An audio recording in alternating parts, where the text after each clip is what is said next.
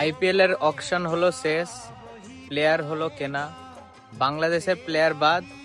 তাই তো দেখে বাংলাদেশের মানুষ এখন দিচ্ছে ইন্ডিয়াকে অপবাদ, যে ইন্ডিয়ার আইপিএল ম্যানেজমেন্ট বাংলাদেশের প্লেয়ারদেরকে মানে নিচ্ছে না, হিংসায় নিচ্ছে না। তো আমি বাংলাদেশের জনগণকে একটা কথাই বলতে চাই, কেন নেবে তোমাদের প্লেয়ার? যখন ভারত হারলো অস্ট্রেলিয়ার কাছে, তখন তোমরা মজা উড়িয়েছো, তখন তোমরা আনন্দ উৎসব পালন করেছো যে ভারত হেরে গেছে। কখনো ভারতকে সাপোর্ট করেছো?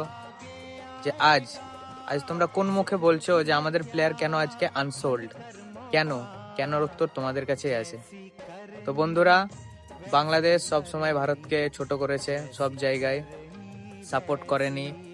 বিগত যে ওয়ার্ল্ড কাপে আমরা হেরেছি অস্ট্রেলিয়ার কাছে, সেখানে তারা অস্ট্রেলিয়ার সাপোর্টার ছিল।